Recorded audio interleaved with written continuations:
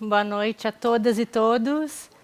É um prazer enorme estar aqui hoje. Eu gostaria, em primeiro lugar, de agradecer a toda a organização do Instituto do Café Filosófico. É uma honra imensa estar aqui. Sou uma fã do programa, acompanho há muitos anos. E quando veio o convite, eu pensei, yes, é minha vez agora. Eu que também queria agradecer a organização do Antônio, a curadoria do Antônio, e todo esse diálogo que a gente já vem fazendo há algum tempo sobre o debate da China no Brasil. E agradecer também essa iniciativa, né, que é muito importante para o Brasil. Há muitos anos a gente vem falando que a gente não sabe nada sobre a China, a gente não sabe nada sobre o tal dragão chinês, né, que a gente sempre pensa que vai nos devorar, que vai ser a primeira economia mundial. Quem é a China? Quais as pretensões desse país? A gente sabe muito pouco. E a gente vem dizendo que sabe muito pouco há muito tempo. Então, eu fico também muito feliz com essa possibilidade de levar hoje à noite, de fomentar esse debate hoje à noite, que a gente continua depois com as filmagens. Também não posso deixar de mencionar que nós temos uma escola aqui, com 80 adolescentes, a Escola Estadual Irmã Maria Nazarena Correia, com os professores Evelise César Oliveira. Vocês poderiam levantar a mão, os estudantes? Poderiam levantar a mão? Ah, nossa, que incrível! Muito feliz. Espero que vocês gostem dessa noite, nossa viagem à China. Bom, hoje eu vou falar um pouco sobre mercadorias chinesas, que muitos de vocês aqui estão muito acostumados. Na verdade, tudo aqui, não tudo, mas uma boa parte do nosso mundo ao redor, da mesa, os objetos, há uma grande chance de que tenham sido produzidos na China. O nosso mundo se viu tomado pela China desde os anos 70 e 80, mas a gente não viu isso diretamente, isso não era muito claro. Quem começou que o antropólogo brasileiro Gustavo Lins Ribeiro chama de globalização popular, quem começou esse movimento da China e o Brasil muito antes de se falar em diplomacia, de cooperação internacional, de projeto Sul-Sul, então quem começou isso foi o povo, né? Foram os camelôs, os ambulantes, que iam até o Paraguai, que buscavam mercadorias chinesas, que faziam uma economia bilionária movimentar no país, imigrantes chineses que foram ao Paraguai e conectaram os dois lados opostos desse planeta numa economia global, dinâmica, orgânica e que funcionou por muitas décadas. Eu vou falar hoje um pouco dessa economia informal, de como então o Brasil e a China foram unidos por essas mercadorias. Muitos de vocês ou têm uma mercadoria falsificada, ali um Nike, um boné falsificado, ou conhece alguém que tem. Então, como que esse mundo chega até o Brasil? Como que essas mercadorias foram feitas na China? Como que chegavam no Paraguai? Como que chegam em São Paulo? E como que chegam nas nossas casas, no nosso dia a dia? Esse universo das mercadorias baratas e também das mercadorias falsificadas. Mas também quero pensar um pouco sobre o Brasil. Então, estou falando que o Brasil e a China se uniram via mercado informal lá pelos anos final dos anos 70, início dos anos 80. E depois, posteriormente, o que acontece é que a China vai ter um modelo de desenvolvimento, que vai ser, continuamos ou não investindo em ser um país rico a partir de mercadorias baratas? O que a China fez para sair desse modelo? Será que a China saiu desse modelo? Será que a China avançou desse modelo? E o Brasil, o que fez? Qual o modelo de desenvolvimento brasileiro? Então, a primeira parte da minha fala, eu vou contar um pouco sobre essas minhas andanças no meio da muamba.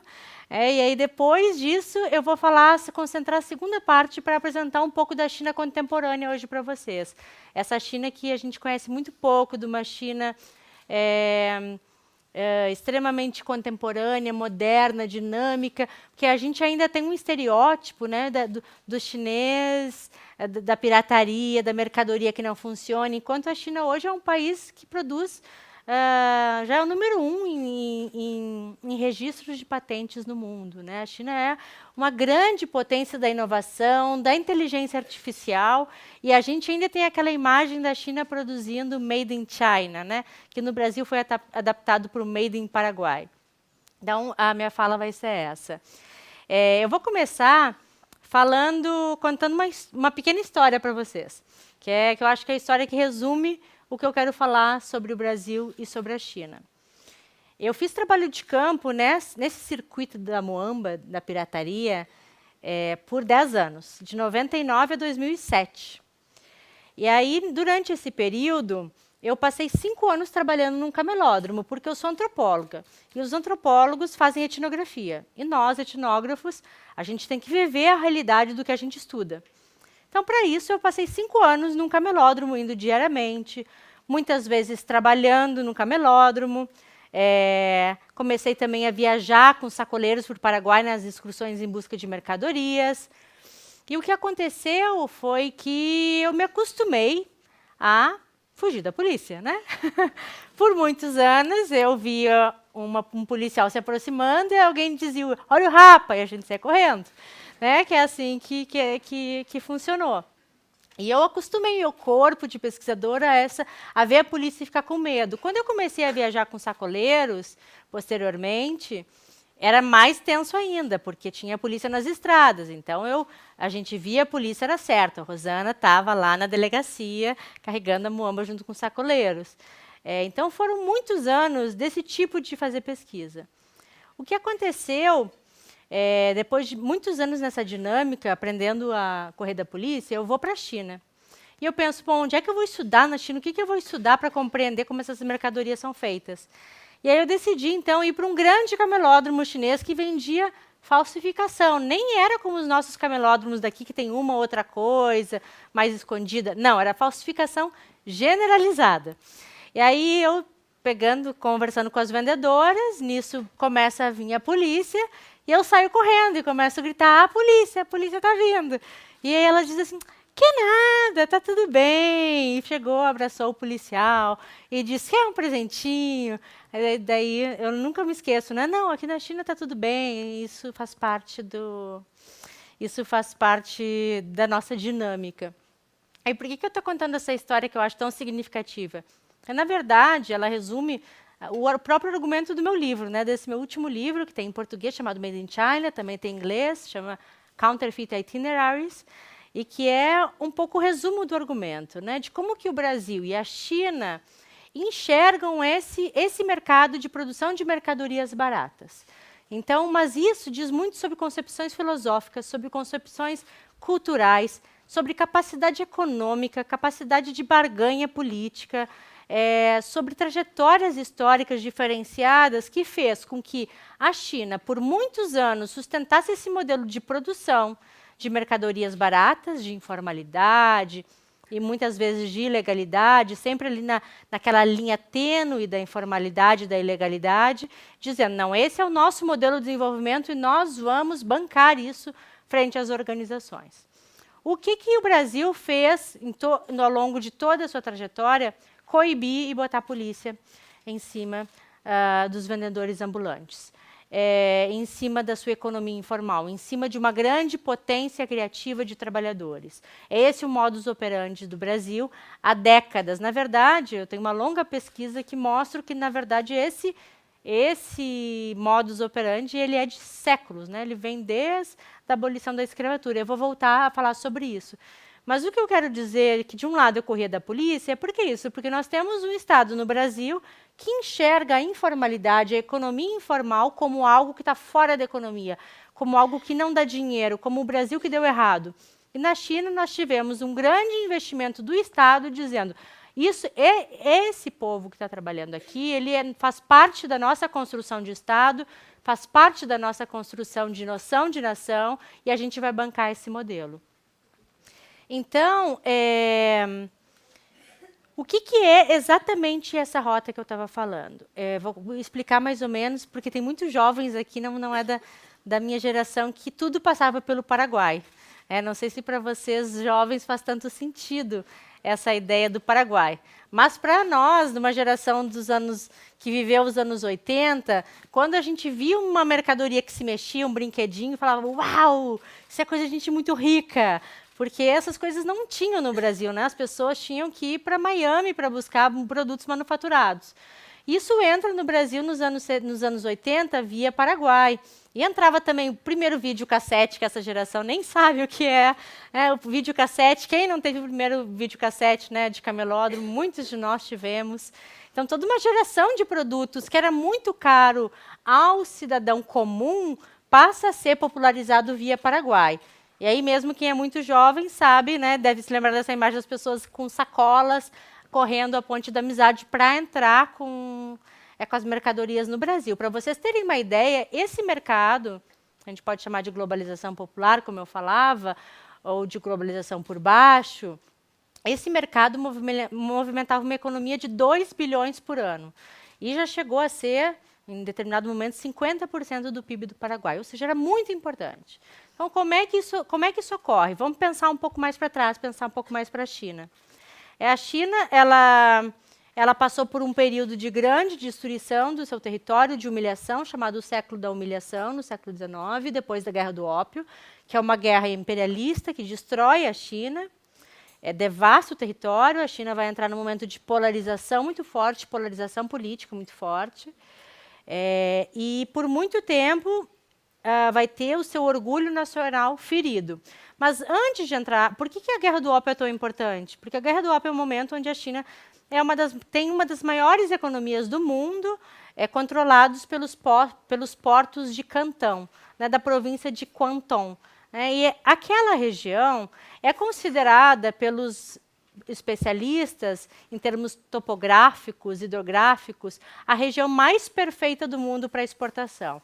Então, isso no século XIX, a China já bombava a economia mundial voltada para a exportação, porque ela tem uma riqueza natural perfeita no sul, nos seus mares do sul, as suas artérias marítimas perfeitas para a exportação. Então, mas o país então vai ser devastado depois da Guerra do Ópio, vai passar por 50 anos de guerras internas, polarização, até que vem a Revolução de Mao, que vai unificar o país e que vai, de alguma maneira, vai reforçar novamente o nacionalismo chinês que estava muito ferido, muito destroçado depois desses anos de humilhação e de invasão do território. Então, quando acontece a abertura econômica, tem toda uma discussão que eu acho que não vale a pena a gente entrar aqui, mas se Deng Xiaoping continuou o maoísmo, a Revolução de Mao, ou se ele quebrou totalmente. Posso dizer com muita tranquilidade para vocês que nos maiores circuitos especialistas de sinólogos não há um debate claro, porque depende de posições políticas. Mas o que acontece é que quando Mao Tse-tung morre, ele vai ter um período ali de 2 anos de transição, então Xiaoping assume, e no final de 1978, ele vai assumir o comando da China e vai implementar, primeiramente, as chamadas 4 modernizações. Um programa de modernização e abertura da China. Um programa gradual que hoje chega praticamente a todo o território. É claro que a China tem províncias mais abertas e mais fechadas, mas a China hoje está muito mais aberta. E o que Deng Xiaoping fez? Tem uma viagem que ele faz ao sul da China, que é uma viagem... O foco já era o sul, teve uma capacidade de visão muito grande. Ele conseguiu ver que aquilo que a China tinha no século XIX, aquela potência marítima, tinha que ser resgatado para que a China voltasse a ser um país de exportador. E aí começa a copiar um modelo que, na verdade, é um modelo que já passou a Alemanha, que já tinha passado o Japão e os chamados tigres asiáticos, né, que foram modelos baseados em produção intensiva de mercadoria barata, mercadoria vagabunda mesmo. Você faz com plástico, a toque de caixa, com mão de obra intensiva, exploração de mão de obra, e conforme você vai enriquecendo e fazendo a economia girar, você desenvolve e vai dando um upgrade, né? Vai melhorando a qualidade dos produtos. Tanto que hoje, tanto o Japão, tanto a Alemanha tem alguns dos produtos tecnológicos mais sofisticados do mundo. A China investiu nesse modelo, olhando principalmente para Taiwan, e abre a sua província, principalmente de Guangdong, abre Shenzhen. Shenzhen, em 1979, era um vilarejo de 2.000 pessoas. Hoje, Shenzhen faz parte do maior complexo urbano da história da humanidade. São 50 milhões de pessoas vivendo num aglomerado de cidades, né, chamado Grande Conglomerado de cidades e maior densidade demográfica. Eu tenho que conferir esse dado se é exatamente a maior, mas eu tenho quase certeza, era pelo menos, que ainda é a maior densidade demográfica da humanidade, né, nesse momento. Então, a China passou a investir muito na industrialização do Sul, começou a valorizar a produção de mercadorias baratas, fazendo cópias, e olhando muito para a sua vizinha Taiwan, recuperando os laços com Taiwan. E por que Taiwan vai ter um papel tão estratégico? Não é da geração dos 80 estudantes aqui, mas quem é da geração dos anos 70 e 80 sabe que quando a gente comprava aquelas mercadorias baratas, aqueles brinquedos que caminhavam, tipo esses Papai Noéis eletrônicos, sabe, que caminham. E a gente olhava para trás, estava escrito Made in Taiwan, porque Taiwan foi o primeiro país que desenvolveu esse modelo de industrialização. E aí a China se abre nos anos 90, mais ou menos, é o ápice da abertura econômica da China, a partir de 92. Vai focar muito no modelo de Taiwan. E aí, o que os chineses foram fazer no Paraguai? Essa é a grande questão. Bom, aí a gente tem que entender que o Paraguai é um dos únicos países do mundo que reconhece o Taiwan como um país soberano, que não reconhece Taiwan como parte da China.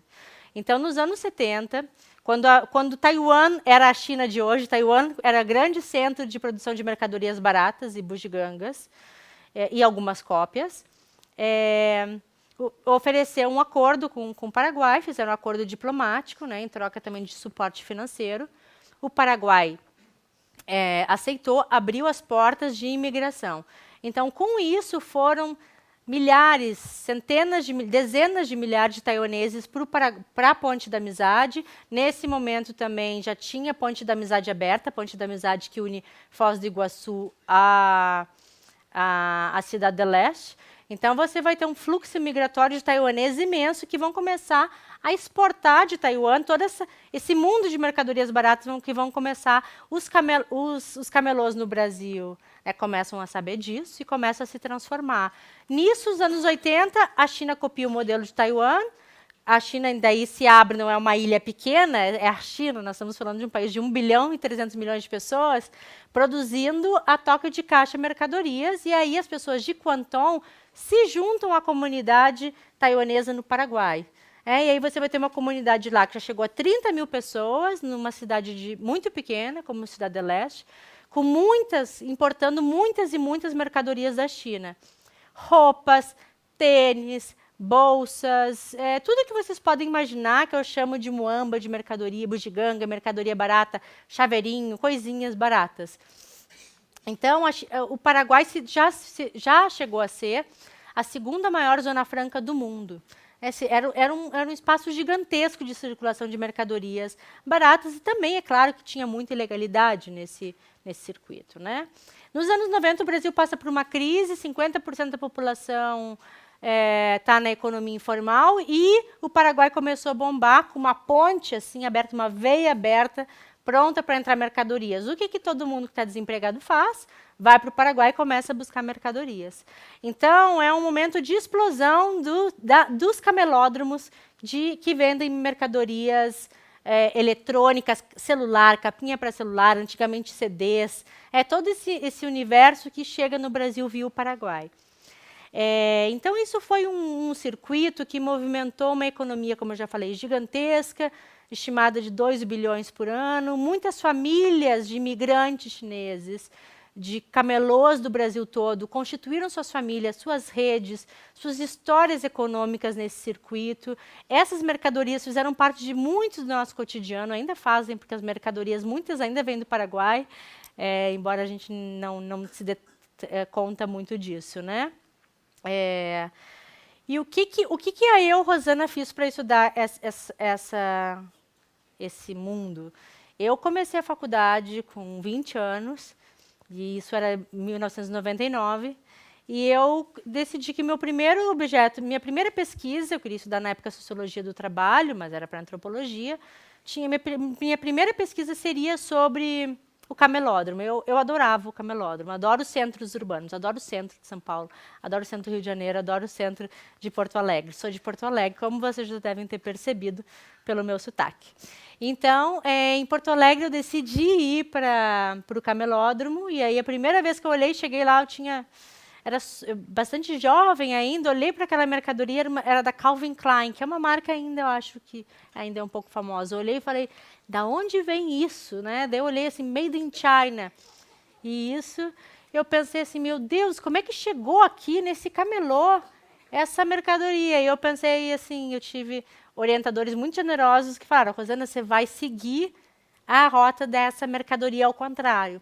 E eu passei 7 anos fazendo isso. Então, eu passei 5 anos no camelódromo, acompanhando as vendas, daí chegou um ponto que eu achei, não, já conhecia todos os policiais, todos os camelôs, todos os fiscais, todas as dinâmicas, já estava meio repetitivo.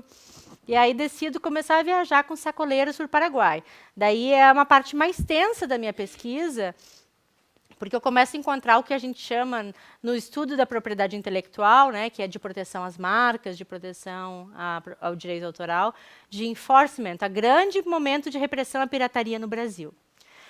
E eu começo a me aventurar nessas viagens com sacoleiros, que eram viagens de 3 dias, e que às vezes tinha que fugir da polícia, se esconder. Eram viagens assim que hoje eu não recomendo para os meus estudantes. Então, bem no auge da fiscalização, eu fui assaltada nos ônibus de ida, vocês devem saber, né? As pessoas que vão comprar mercadoria, por exemplo, em São Paulo, no Paraguai, muitas vezes são assaltadas porque os sacoleiros levam dinheiro, né? Levam muito dinheiro. Então, assim, eu passei por diversas coisas, que era um momento, que era um reflexo, fui para a delegacia várias vezes. E aí, por que eu estou contando isso, né? Porque isso reflete um momento que o Brasil começa a aceitar fortemente o discurso de propriedade intelectual chinês. Chinês não, ao contrário, das grandes organizações internacionais, o discurso da Interpol, da Organização Mundial do Comércio, que vão começar da United Trade, da US United Representative, que é USTR, que é a Agência de Comércio do Exterior norte-americana, e que o Brasil, naquele momento, vai ser colocado numa lista que os americanos chamam lista de atenção. Então, o Brasil vira o foco, né? O Brasil, bem numa época que o Brasil está crescendo, os Estados Unidos está de olho no Brasil, quer controlar as fronteiras brasileiras, né? Tinha aí todo um boato que o Bin Laden estava escondido em Foz do Iguaçu. Então, era um ótimo momento para os Estados Unidos começar a querer controlar as fronteiras brasileiras. Então, o que vai acontecer é que os Estados Unidos vai colocar o Brasil numa lista de atenção e o Brasil vai entrar com um modelo de repressão muito forte, né? E que depois eu vou falar um pouquinho sobre isso, porque eu quero falar da repressão para comparar com o modelo chinês. Mas, então, eu começo a fazer a minha pesquisa nesse momento muito tenso, de muita violência policial, de muita repressão, e que isso vai, depois de passar 1 ano, 2 viajando com sacoleiros, eu decido, então, bom, agora também já cansei dessa pesquisa, quero mais. Aí eu começo a ir moro no Paraguai, na fronteira Brasil-Paraguai, para estudar a comunidade chinesa. E aí é que eu já estava, naquela época, começando meus estudos de chinês, e aí eu fiquei 1 ano acompanhando a comunidade chinesa, mas a comunidade chinesa, naquele momento, de 20 mil pessoas, já era quase 5, porque era bem no auge da fiscalização, que eu vou explicar daqui um pouquinho o que era essa fiscalização. Aí eu termino meu trabalho de campo em Foz do Iguaçu lá em 2006 e vou completamente louca, sem contato nenhum, me mudo para a China, sabendo eu vou chegar na China e vou começar a bater nas portas das fábricas. Assim, algo, de novo, que eu jamais recomendaria para os meus estudantes. E aí o meu orientador perguntava, Rosana, você tem certeza que sabe para onde está indo? Tenho. Enfim, tive muita sorte e, claro, muita perseverança. Cheguei lá e estudava chinês, brinco 24 horas por dia, mas 12 horas por dia. E a minha professora de chinês, ela era filha de um general. E o general era amigo da polícia. E a polícia, lembrem da polícia que eu contei da anedota? A polícia era amiga dos comerciantes que faziam as falsificações. Então, a partir dela, eu começo a fazer um trabalho na China que eu chamo de Quanxi Ganbei. Ganbei é Ganbei. Hoje a gente vai fazer depois juntos. Que é brinde, né? Então, eu começo a fazer Quanxi, quer dizer relacionamento. É esse momento de a gente estar junto, bebendo, trocando ideias. Então, a minha etnografia na China não foi correndo da polícia, foi com a polícia. E com os comerciantes, sempre tirando foto. E às vezes eles se trocavam presentes. Oh, ai, abre lá, me ajuda lá com a fábrica. Me dá uma mãozinha e dava um vinho caro para o policial. E o policial, e eu pensei assim, não estou vendo, não estou vendo, não estou vendo. E daí o policial disse, Rosana, tira uma foto nossa com um presente. Era outra dinâmica. E isso é fundamental, na verdade, fundamental. Porque depois eu vou falar para onde a China chegou, para essa aliança entre Estado, elite, empreendedorismo e informalidade, como que a China via isso no seu modelo de desenvolvimento. Mas foi uma etnografia entre spas, karaokês com policial, em banquetes, foi muito diferente. É claro, também visitei muitas fábricas, fiquei em fábricas, dormi em fábricas, fiz um brinquedinho, ajudei a construir um brinquedinho. Quem sabe, né, esse brinquedinho veio para o Brasil. E esse foi meu trabalho na China. E isso acabou em 2007. Depois eu continuei a pesquisa até 2014 por outros motivos, mas que não convém expressar aqui. Mas feita a pesquisa, eu começo a escrever minha tese e começo a ver, meu Deus, meu objeto de pesquisa não existe mais. Quando eu começo a escrever minha tese, em 2007, 2008, Paraguai já praticamente não existia, já não tinha mais aquela importância que tinha no passado. Paraguai já é um local que já tinha sido construído uma nova aduana, em 2006, que foi inaugurada, e não tinha mais como os camelôs passarem por ali. E aí os camelôs do Brasil todo começam a ir para São Paulo, para a Feira da Madrugada, para 25 de março, tem muitos trabalhos muito belíssimos sobre isso, que depois eu posso recomendar, etnografias muito bonitas escritas sobre esses mercados em São Paulo. E aí, o que aconteceu? Na verdade, quando eu escrevo depois o meu livro, o grande argumento que eu tento tratar é um pouco mostrar como que o Brasil e a China reagiram diferentemente porque eu chamei do grande repressão à pirataria no mundo. A repressão, vocês devem lembrar esse momento, mesmo quem não estuda o tema, muitos de vocês devem lembrar quando vocês iam assistir um filme, passava uma propaganda.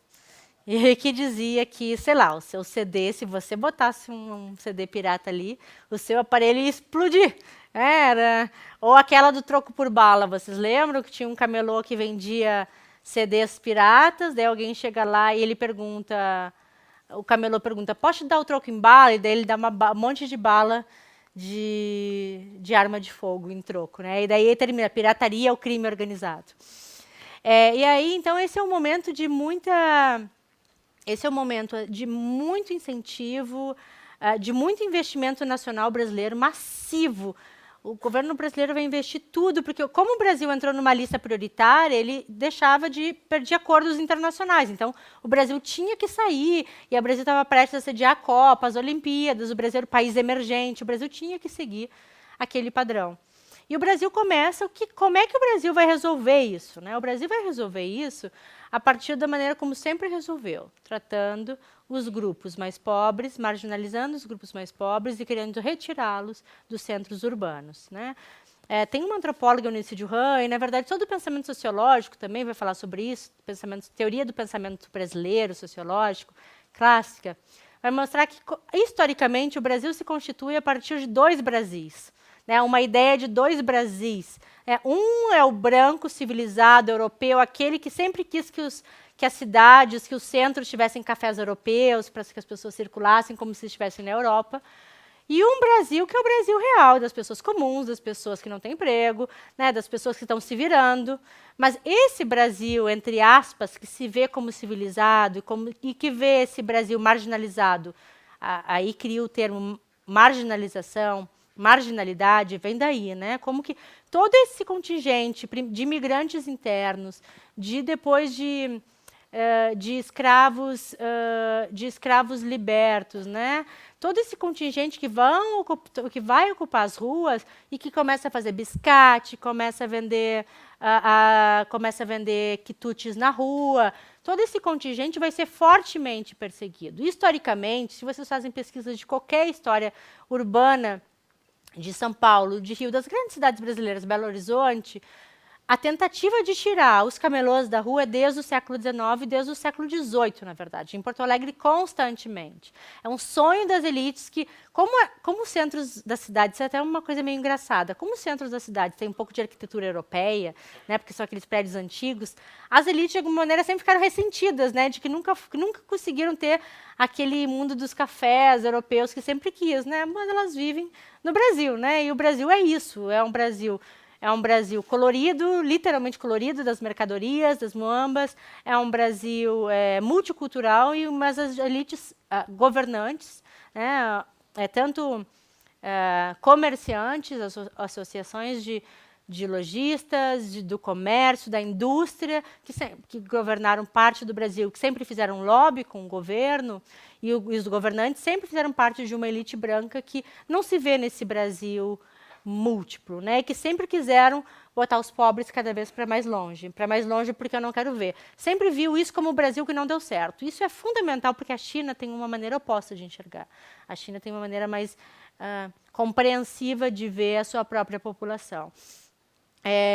Então a China sempre de alguma maneira ignorou, humilhou, botou a polícia. Então depois desse momento, né, do que a gente chama enforcement, do global enforcement, da grande repressão, o Brasil vai botar a polícia mesmo, né? Sempre aquela cena, né? Olha o rap e as pessoas fugindo, sempre foi parte do Brasil. Mas o que vai acontecer posteriormente é que o Brasil de fato vai colocar muito mais polícia e vai ser muito mais violenta a repressão durante os anos 2003 até as Olimpíadas, que era para inglês ver, né? Para mostrar o Brasil que se queria mostrar, não o Brasil real. E isso chegou a períodos, inclusive, até de desumanização, né? De chegar a polícia, tem um caso de um policial que chega e dá um tiro na cabeça de um vendedor. Esse caso nunca foi totalmente apurado, é sempre tratado como marginalidade, ou seja, se eu não vejo isso como parte do Brasil, de uma economia que é vibrante, que faz a roda da economia girar, se eu vejo isso como Brasil subdesenvolvido, atrasado, e o meu Brasil do shopping center como Brasil desenvolvido, é muito mais fácil desumanizar esse que eu não reconheço como parte da economia fundamental brasileira, né? Que, na verdade, a economia informal é o que salva historicamente o Brasil das suas crises, né? Nós estamos vivendo uma outra crise, a quarta grande crise brasileira, e quem segurou o Brasil são 200 mil novos camelôs que foram para a rua o ano passado. Foram 200 mil pessoas como novos ambulantes no ano passado. Bom, o resultado, e agora eu vou me dedicar só à China, o resultado no Brasil é número de camelôs com repressão, quanto mais repressão, mais camelô tem. Construir novos camelódromos, eu acompanhei um camelódromo muito de perto, não coibiu a pirataria, ao contrário, porque as pessoas que fizeram a política não conheciam muito bem, elas só tinham que fazer um bom relatório para mostrar para Washington. Olha, nós estamos botando muito dinheiro e muita polícia, destruindo CDs. Sabe aquela imagem de destruir CDs com trator? E aí essa imagem mandava para Washington, nós estamos fazendo muitos esforços. A verdade é que faziam grandes espetáculos, né? E não resolvia a base, que é o problema do emprego no Brasil. Então, o que o Brasil fez? Os camelôs do Brasil todo começaram a ir para 25 de março, em São Paulo. Lá tem pirataria. No Paraguai tinha uma outra coisa. O Paraguai era um lugar, um hub, né, um cluster de mercadorias mais corriqueiras, mais do que necessariamente um local de falsificações, como se imaginava. Mas então o Brasil conseguiu fazer esse grande espetáculo da repressão e saiu da lista prioritária norte-americana em 2007. E aí o Brasil simplesmente deixa a questão da economia informal e não passa mais a lidar isso como uma grande questão pública. Nem mesmo nas eleições municipais a gente vê isso ser tão crucial, né? Mas qual é o resultado disso? A repressão é extremamente cara, ela nunca resolveu o problema da informalidade, ela nunca resolveu o problema nem do contrabando, nem da pirataria, porque simplesmente as pessoas começaram a buscar mudar as rotas, esconder mais. O que a repressão, só a repressão faz, sem política pública de emprego, faz é colocar as pessoas na maior ilegalidade. Ou seja, então, se eu não posso ir para o Paraguai, o que os camelôs faziam? E buscavam rotas alternativas que arriscavam suas vidas para conseguir passar na mercadoria. Então, é isso que uma política de repressão faz. Ela causa mais e mais ilegalidade.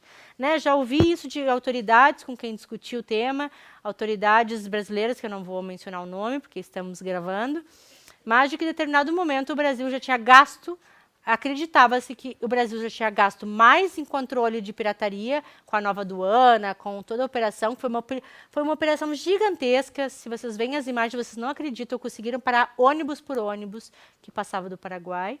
E ele chega e diz, talvez nós já gastamos mais, nossos cálculos é que já gastamos mais investindo em repressão do que a gente perde em contrabando. Ou seja, foi uma operação não muito inteligente, mas que funcionou para fins de políticos e da política econômica com os Estados Unidos. O Brasil continua, desde então, sem um projeto de nação claro definido. O Brasil continua sem um modelo de para onde vamos e o que fazemos com 50% da população. 50% da população que está na economia informal desde há pelo menos 150 anos. O Brasil não resolve e não tem um plano firme, sólido, que vai pensar como a China tem, 10, 20, 30, 40 anos, como que a gente vai reduzindo a pobreza e a informalidade. Bom, agora eu entro na China, e da China, eu vou falar de como que a China optou. A China também, essa lista para prioridade de atenção, a China sempre teve, né, porque a China sempre foi o país maior produtor de pirataria. Então, a China sempre teve nessa lista perigosa norte-americana. A China, já sendo a segunda maior economia do mundo, não se importou, né? Dava risada de estar quanto mais para a lista norte-americana, né? Não, mas claro, eu estou exagerando, né? Mas a China, por muito tempo, investiu no que a gente chama de uma concepção filosófica de propriedade intelectual, uma concepção nativa de propriedade intelectual, que é bastante complexa. A China, por muito tempo, quando ela começa a se abrir economicamente, com Deng Xiaoping lá, que a gente chama segunda rodada do desenvolvimento. A primeira rodada do desenvolvimento era Mao, a segunda é esse modelo de sobrevivência, de tirar as pessoas da miséria, de dar trabalho com condições precárias, mas dar trabalho, que eu chamo, com uma palavra que não existe, eu acho, né, sobreviventista, que é a etapa de sobrevivência, que é esse modelo que foi calculado por Deng Xiaoping de ser um modelo de 30 anos. E a China faz isso, ela coloca um limite que por 30 anos a gente vai fazer mercadoria barata, mas no século XXI a gente vai ser a maior potência do mundo de inovação. Que esse seria o terceiro modelo, a terceira grande era do modelo. E a China tem planejado esse momento de entrar na era da exportação há 30 anos. Aí quando eu chego na China, né, nesses banquetes, nos karaokês com os policiais, eu começo a perguntar, mas e a pirataria? E essas pessoas exploradas? Porque era isso, era criança trabalhando no domingo na fábrica, né? A China tem problemas seríssimos, e ainda tem problemas seríssimos trabalhistas, né? A China perde 70 mil dedos por ano em máquinas de fabris.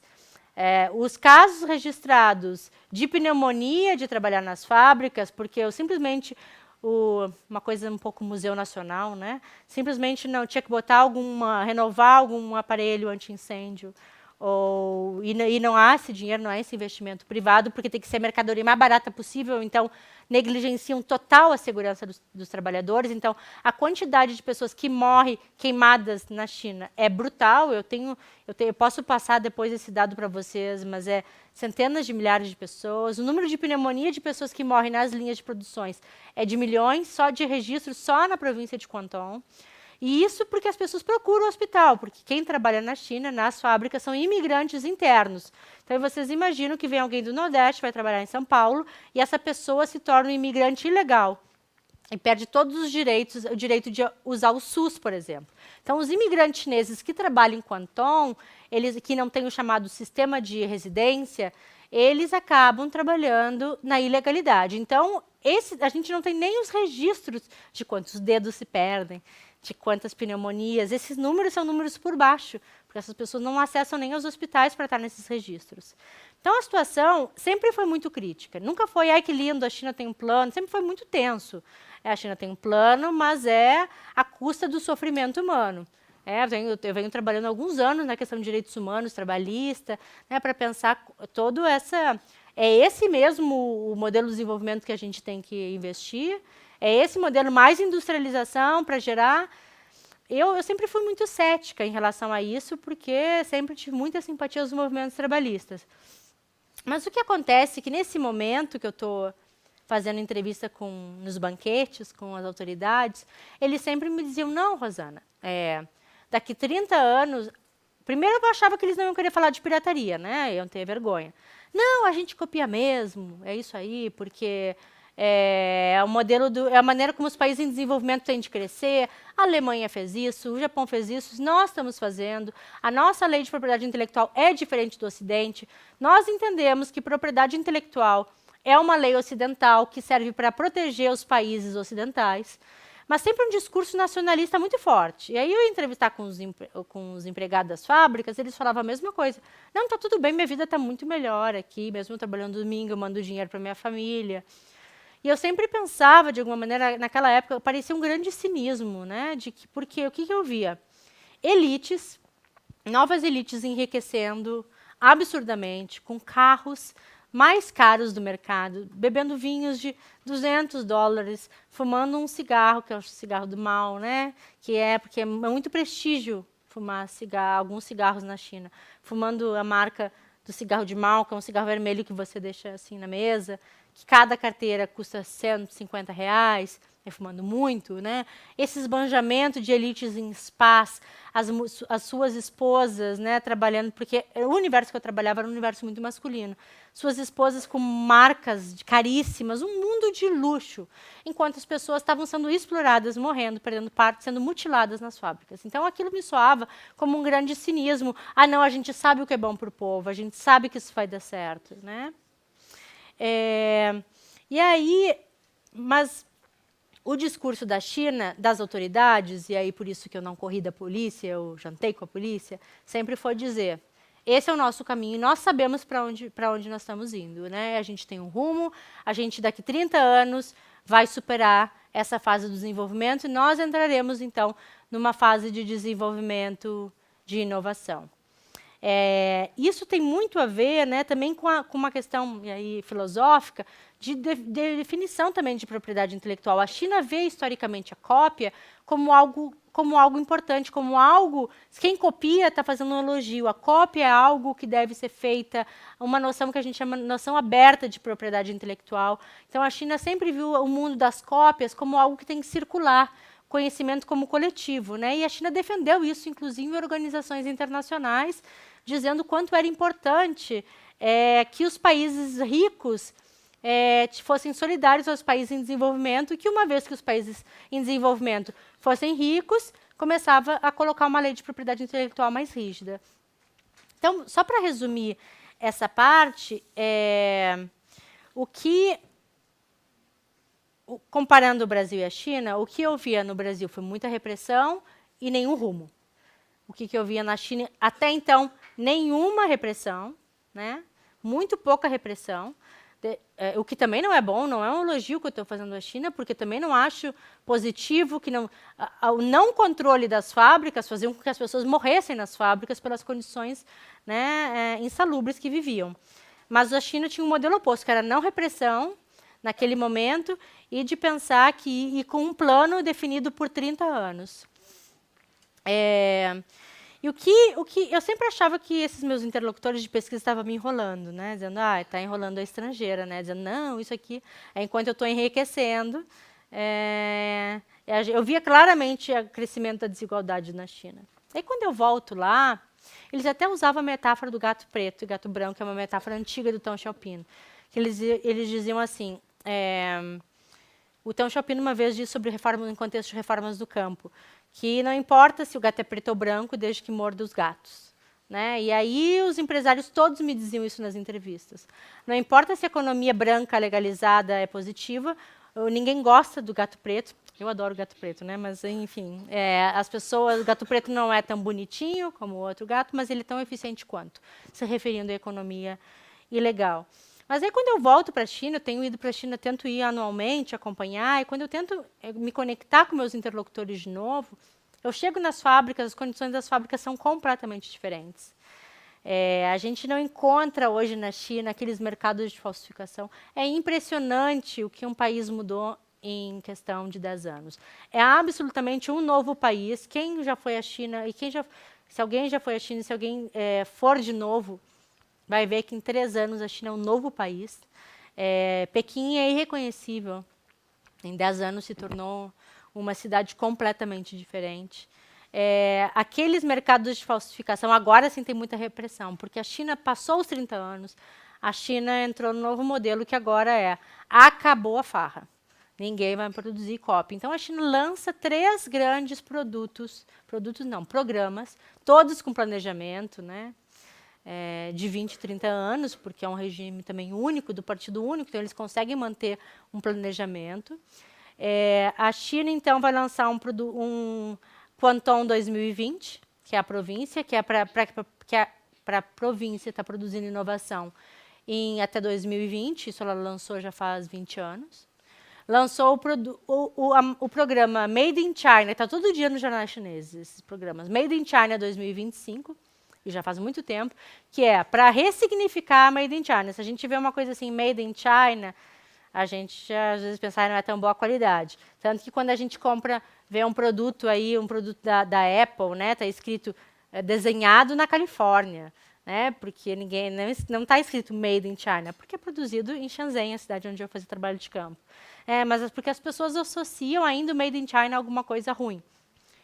A China criou esse programa de valorização das marcas, então ela dá subsídios para todas as empresas que queiram se formalizar e que queiram investir em inovação, pesquisa e tecnologia. Todo o foco da China no desenvolvimento é no investimento em desenvolvimento de marcas.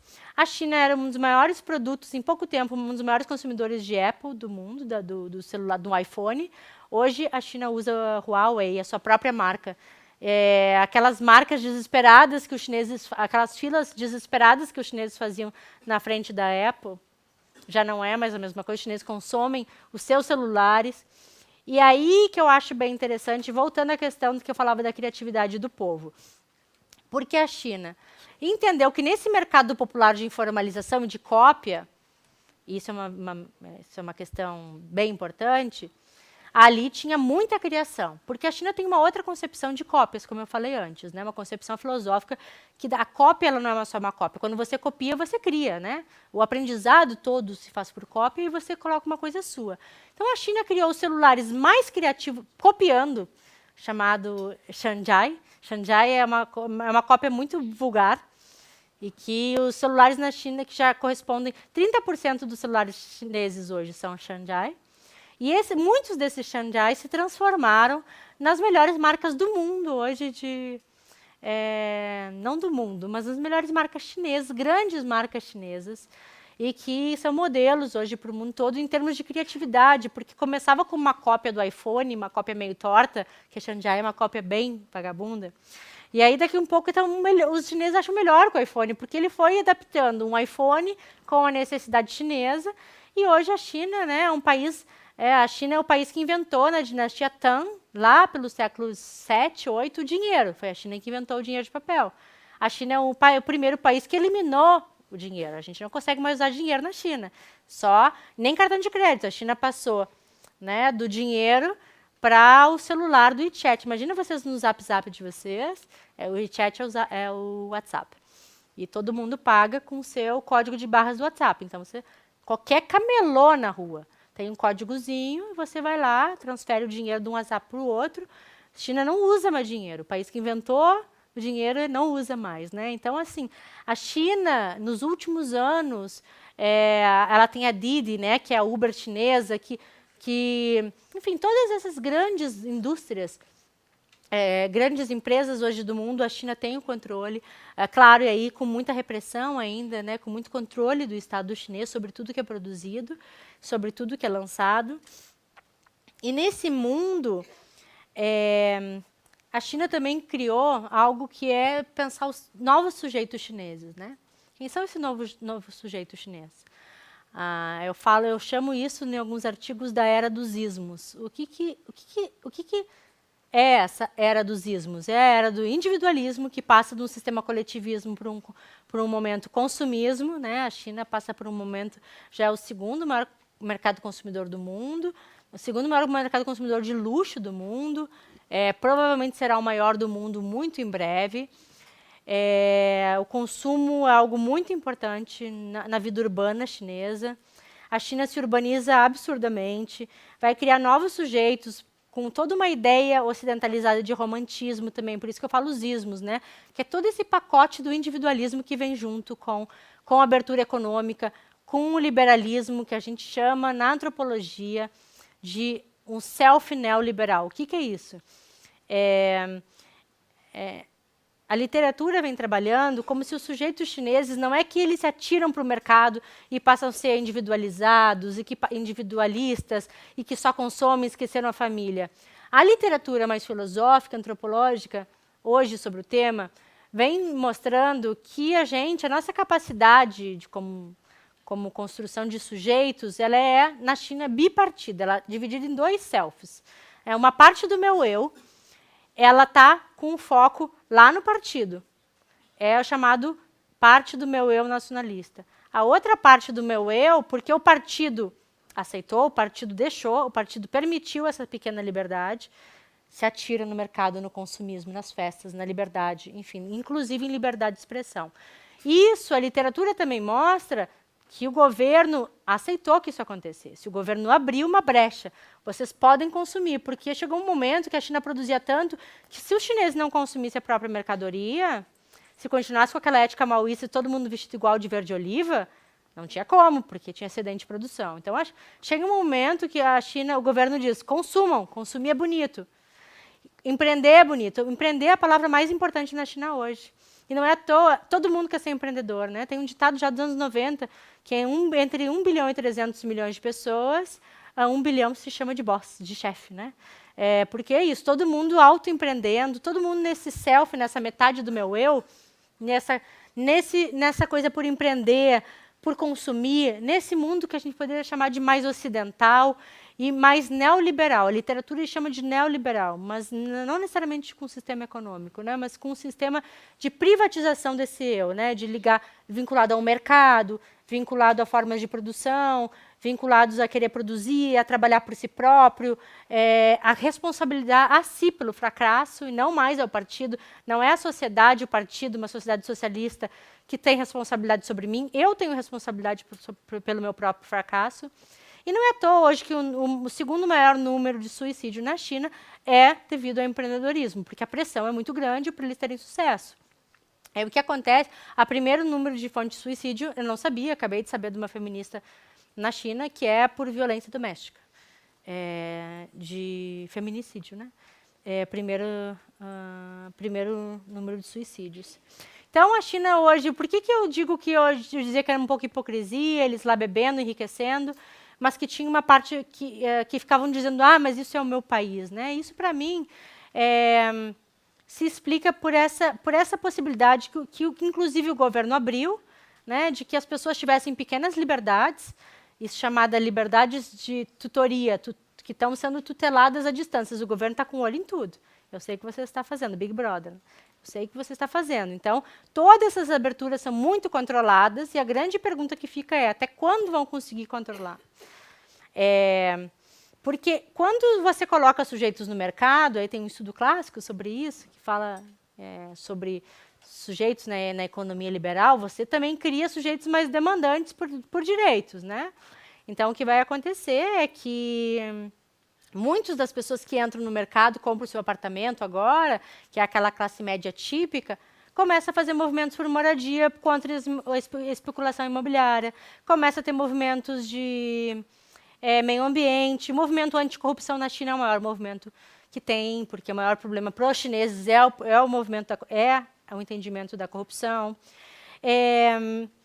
A China tem isso, ninguém sabe, porque isso tudo é muito abafado, né? Tem uma organização que controla isso, tem mapa da greve. A China tem, em média, 3 mil greves por ano. A China tem 200 mil protestos em massa por ano. Contra tudo, né? Parece o Brasil. Só que isso, a China não aceita, né? Não chama isso de protesto, chama de incidente de massa. o controle sobre isso é muito forte, né? A repressão é muito forte. Quer dizer, tem o movimento feminista na China, o movimento Me Too, né? Que foi um pouco forte no Brasil, um dos mais fortes é na China. Eles conseguem burlar a censura e coloca Me Too como duas palavras chinesas. Me como arroz, por exemplo, e põe dois bonequinhos de arroz e de um ursinho e fica Me Too e a censura não consegue pegar. Então, assim, tem vários protestos que todos fazendo esse jogo com palavras e as pessoas usando da internet para se manifestar. E aí a gente pergunta para onde a China vai com 200 mil protestos, incidentes de massa, pequenos incidentes, pequenos protestos, grandes protestos. Esses dias uma feminista foi presa, uma feminista do movimento LGBT, foi presa na China simplesmente por ser ativista. Quer dizer, a repressão, né, e os protestos são muito grandes. Então, a gente pergunta, até onde vai? Eu acabei de escrever um artigo, vai ser num livro, tem um livro clássico, um artigo clássico do Perry Anderson, que se chama Duas Revoluções, que o Perry Anderson, que é um dos grandes intelectuais da nossa era, ele escreveu esse artigo comparando o sucesso da Revolução Russa com o sucesso da Revolução Chinesa. O fracasso de uma e o sucesso da outra. E fui convidada para fazer uma espécie de complemento, né, para uma nova edição. Tipo, não é um prefácio, seria um capítulo adicional. E o meu capítulo se chama Rumo e Repressão. E aí eu concluo, e aí por aí eu vou me encaminhando à conclusão, de que a China, ela tem um aparato filosófico, né, um aparato ideológico, uma ética confuciana, e aí o Antônio depois pode falar melhor sobre isso. O Antônio é um dos maiores especialistas disso no Brasil, se não o maior especialista em filosofia chinesa do Brasil. Essa teoria política chinesa, confuciana, mas também legalista, também taoísta, de valorizar a importância da autoridade, ele é resgatado em todos os governos, mas não de uma maneira culturalista. Eu não estou dizendo aqui que há 3.000 anos a China tem um confucionismo que é resgatado. Não, eu estou querendo falar isso de uma maneira pragmática. Os governos usam isso como um aparato ideológico, se apropriam desse legado confucionista, fazem uma forte propaganda governamental, colocam nos currículos escolares, porque é um legado que valoriza que a gente tem que respeitar a autoridade central, a autoridade principal. Uma vez que a gente respeite a autoridade principal, a gente confia, a gente tem que confiar e as coisas vão andar bem. É muito mais complexo que isso, mas é um legado filosófico milenar que valoriza a autoridade e que só pode ter paz e harmonia e equilíbrio uma vez que você respeita a autoridade e não contesta a autoridade. O modelo ocidental é o oposto, é o modelo o modelo norte-americano de contestar a autoridade o tempo todo. A Elizabeth Perry, ela sempre fala que o confucionismo deve ser entendido como uma ética, assim como o cristianismo é uma ética. Mesmo que aqui nenhum de vocês, ou muitos de vocês não sejam cristãos, não sejam religiosos, a ética cristã, ela está no nosso dia a dia, né? Então é a mesma coisa o confucionismo, né? Mas isso precisa ser atualizado pela propaganda, pelo um aparato ideológico. E aí, o que a gente faz hoje, pensando que a gente tem uma população que não para mais de se mobilizar? Existem duas hipóteses hoje no mundo, e eu deixo aqui para reflexão. A primeira hipótese é de que isso vai explodir, né? De que não tem como você ter tanto protesto, porque essa brecha que o governo abriu pode se voltar contra o governo. O governo abriu porque precisa ter uma população que consuma e que empreenda, e que faça esse modelo. Mas abrir muito é muito perigoso, você tem que manter os olhos. Então, tem um grupo, né, de sinólogos que acredita que esse modelo vai acabar contra uma revolta contra o governo central. A minha hipótese é a hipótese da Elizabeth Perry, que é uma sinóloga, que vai dizer que a China tem uma tradição milenar de não se rebelar contra a autoridade central, mas de se rebelar contra as autoridades baixas, tá? Baixas não, como locais. Então, o que acontece? Todos esses movimentos anticorrupção, movimentos legalistas que explodem na China, novo sindicalismo, que é uma coisa totalmente vibrante, você tenta mudar o deputado, o vereador, o policial que vai preso. É o oposto do modelo brasileiro, que aqui a gente tem uma crise e tira presidente. Segundo presidente desde 92, né? A China não mexe na autoridade central se ela acredita que está indo bem, e ela mexe nas autoridades de baixo. Isso vem desde Mêncio, que foi discípulo de Elizabeth Perry, vai fazendo toda essa reconstituição, como todos os governos de Mêncio a Mao, a Deng Xiaoping, usam esse direito à rebelião como uma forma de cidadania, inclusive para proteger a autoridade central. Então, você se rebela dentro de uma lógica chinesa. E os chineses, quando a gente conversa, aí tem uma grande variedade de opiniões, mas quando a gente conversa com os chineses, ninguém vê instabilidade no governo central, porque a imprensa norte-americana sempre quer ver, né? A imprensa norte-americana sempre quer ver que o governo está sendo desestabilizado. Mas a população chinesa, de alguma maneira, porque vê que tem rumo, ao contrário do Brasil, que a gente não vê rumo, né? Hoje a nossa situação é de não ver nenhum rumo, não ver projeto, ela não quer mexer no programa original, porque ela confia que esse projeto, porque eles prometeram um resultado. Lá, quando eles estavam bebendo, fazendo gambei, e eu achava assim que estavam me enrolando, estava um pouco, mas havia um projeto. Esse projeto estava na mente das pessoas e ele foi sendo concretizado. O país foi avançando para um novo modelo de desenvolvimento. A China tira 10 milhões de pessoas da pobreza por ano. É um dos maiores casos, a lei trabalhista é uma lei que está melhorando absurdamente, graças à pressão dos movimentos sociais, graças à pressão dos trabalhadores, mas a coisa trabalhista, a vida está melhorando. A desigualdade é muito grande, os desafios de meio ambiente, os desafios são imensos, mas a população, e eu não estou aqui defendendo o modelo chinês, eu acho que o modelo chinês tem muitas falhas também, mas eu só estou querendo colocar de que eu acho que a população está integrada nesse, até por muita propaganda governamental, mas eu não acredito em povo manipulado, eu acredito em pessoas que estão vendo que o país tem uma direção e que foi prometido um caminho, e esse caminho ele precisa de tempo para ser construído. Então, existe um pacto nacional entre elites, novas elites, entre Estado, entre o PCC e entre a população em geral, que acredita, no modo geral, no rumo maior que a população está seguindo. Enquanto que esse direito à rebelião ele é exercido cada vez mais, mas o presidente Xi, sempre de olho e qualquer coisa, repressão, alta repressão. É um dos governos mais repressivos dos últimos anos. Por isso que a gente fica nessa, não, tudo bem, não é insustentável, mas a gente não sabe o que pode acontecer se vier com uma máquina cada vez mais violenta, porque as pessoas também já não conseguem mais lidar com tanta repressão. Então, hoje, esse é o cenário da China, a gente se perguntando para onde vai, como que esses movimentos pulsantes e vibrantes que estão por todos os lados, que ninguém no Brasil imagina que a China tem um movimento feminista tão forte, um movimento LGBT tão forte, movimentos por meio ambiente que protestam e que, quando são reprimidos, acham outro meio de protestar, mas, ao mesmo tempo, parece ser tudo isso dentro de uma lógica própria de protesto, dentro de uma própria lógica filosófica de o direito à rebelião, que é uma lógica milenar chinesa e de respeito à autoridade central. Essa é a minha hipótese agora, mas eu jamais diria que isso é definitivo, porque as coisas mudam muito, a China muda muito, e a história da China também mostra que quando um governante, um grande líder, começa a ser muito autoritário, a população começa a se rebelar daí contra o que eles chamam de tirania, porque tem que respeitar a ordem principal, a ordem mais alta, mas não pode ter tirania. Isso é um princípio filosófico muito forte também. Então, a gente não sabe, nesse momento eu aposto que a China está crescendo, ela está com todas as suas contradições, com toda a repressão, que não é pouca, ela está crescendo num rumo projetado e prometido à população, a população vê isso e se move e protesta com as peças que ela consegue jogar.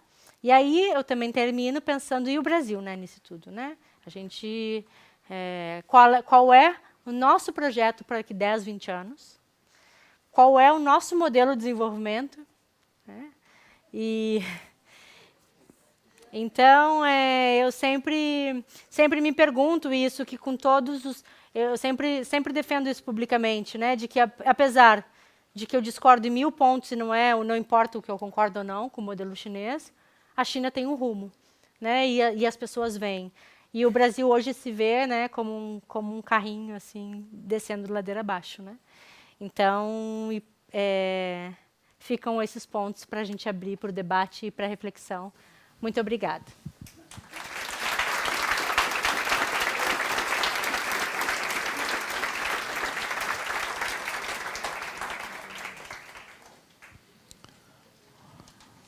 Obrigado, Rosana, pela sua apresentação. A gente vai abrir agora para as perguntas, tanto do público quanto da internet. A gente já selecionou algumas. Quem estiver aqui no público pode notar as perguntas nos papeizinhos que estão aí nas mesas. E, para começar, a gente vai abrir com o curador que está aqui presente hoje, o Antônio, que vai fazer a primeira pergunta. Rosana, muito obrigado, sim, por essa exposição maravilhosa. Adorei, adorei. Né? Eu tenho uma pergunta que, na verdade, é uma pergunta que você já respondeu e não respondeu ao mesmo tempo. Eu acho que uma pergunta central que a gente coloca em relação à China é que é a seguinte questão, né? O sistema vai entrar em colapso ou não? O que eu quero dizer com isso, né? Esse formato político que a China construiu, o formato político que existe na China atualmente, é tido como um formato político que não permite liberdades, não permite direitos humanos, não permite isso, não permite aquilo. É um regime, entre aspas, da não permissão. Mas tem outro ponto. Historicamente, a China é confuciana, é taoísta, é budista, e a autoridade do imperador é fundamental. Essa estrutura toda. Pode ser ideológica, mas o imperador funciona como elemento central. E o partido é o imperador. Funciona como elemento central. A China tem, historicamente, outro percurso que constrói a ideia de indivíduo não como o Ocidente construiu. Esse foi o tema do primeiro programa desse módulo, né? Então, o conceito de indivíduo que a China constrói é um conceito em rede, de indivíduo em rede e relacional. O conceito de indivíduo que o Ocidente constrói é o indivíduo isolado, que eu chamo de indivíduo atômico, e esses dois conceitos, ou essas duas concepções, são bem distintas. Certo? Somente nós teríamos o colapso do sistema atual chinês se a ideia de indivíduo em rede chinesa fosse substituída pela ideia de indivíduo atômico ocidental. Sem isso, não é possível mudar a estrutura política da China. Você acha que é possível essa substituição? Se o consumo leva a essa substituição? Ou se não, se é possível eliminar da tradição ocidental, da tradição chinesa, os elementos em rede do confucionismo, do taoísmo e do budismo que formam a ideia de indivíduo na China, que é completamente distinta da ideia de indivíduo no Ocidente. Então, a minha pergunta é possível pensar uma ocidentalização da China sem que ela abandone completamente a sua tradição filosófica taoísta, budista e confuciana? Obrigado. Eu respondo uma por vez. Excelente questão, muito obrigado. Você, na verdade, na sua pergunta, coloca uma hipótese sua, né, de que, eu gostei muito da sua hipótese, que é de que só vai mudar o sistema se mudar a noção de indivíduo da China, e com qual eu concordo plenamente, né? Venho trabalhando com a noção de Quanxi, que é essa ideia de sociedade em rede para os chineses, e concordo de que isso é central, tanto quando eu trazia um pouco a história, né, dos empreendedores com os membros do partido e com alguns trabalhadores sindicalistas da fábrica, é toda essa construção de uma sociedade em rede que se mantém coesa dentro de propósitos nacionalistas muito específicos, né? Então, eu concordo plenamente que no momento que você destrói ou desagrega uma sociedade baseada no Quanxi, né, que a partir do Quanxi você constrói o próprio sistema chinês, você fragmenta o sistema político também. Eu não vejo por onde isso possa ocorrer hoje na China atual. Por isso que eu sou muito descrente, muito cética com a ideia de ocidentalização da China. que depende o que a gente entende por ocidentalização.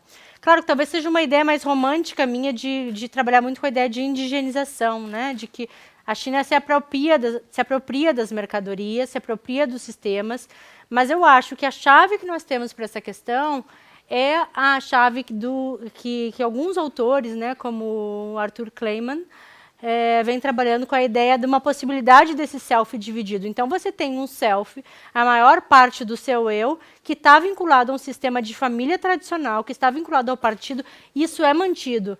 E, ao mesmo tempo, tem esse espaço onde você navega pelas mercadorias, pelo mundo da ocidentalização, mas mantém o foco, né, o sentido de onde está apontando o coração e a mente, como eles dizem, na política e no partido.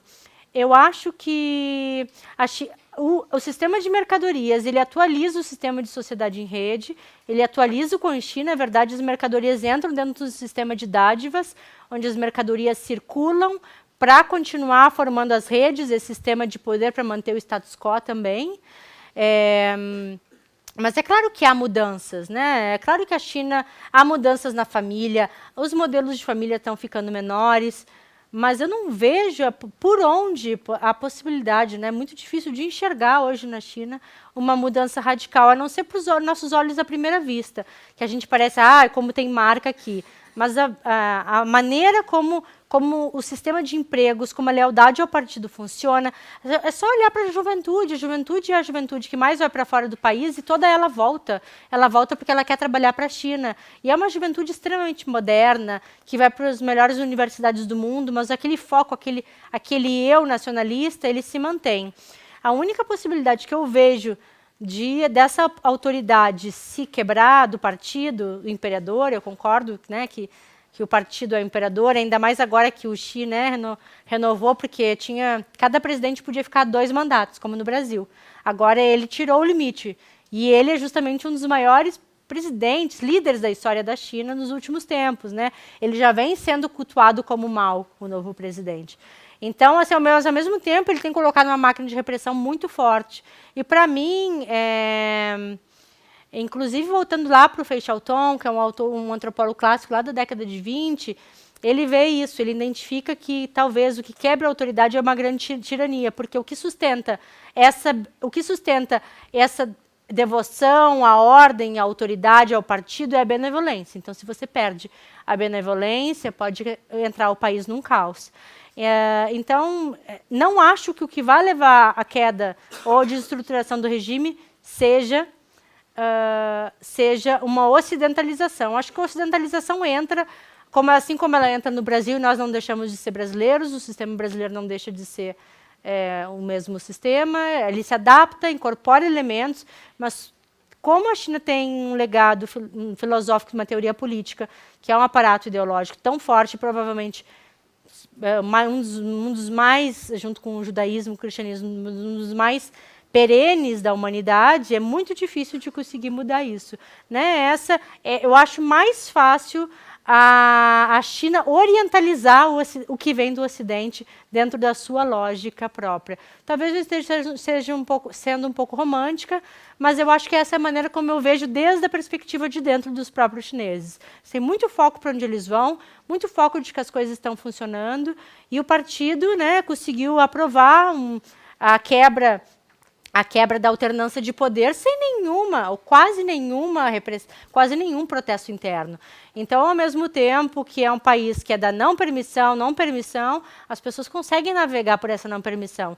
E é um Estado, talvez, de novo, eu esteja sendo um pouco ingênua, tem um lado positivo, né, desse Estado que é extremamente repressivo, de que ele tem negociado cada vez mais, tem negociado direitos LGBTs, tem negociado com mulheres, tem negociado diversas questões que vêm dos movimentos, porque sabe que se não negociar vai colapsar.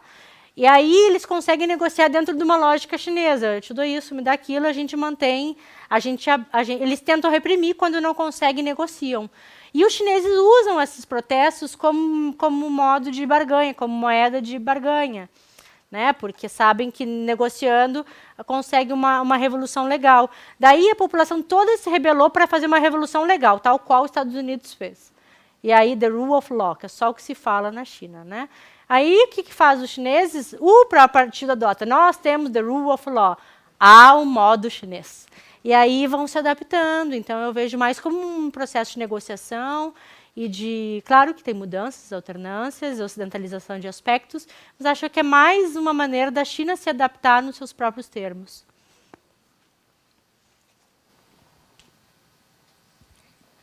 Aqui. A gente vai começar agora, então, com as perguntas. A primeira que veio aqui da internet é a do Matheus, que diz o seguinte, é um exercício de futurologia, quase. Se vamos viver para ver a China tornar a dianteira dos Estados Unidos, tomar a dianteira dos Estados Unidos. Puxa. É difícil essa questão. Acabou? É uma pergunta?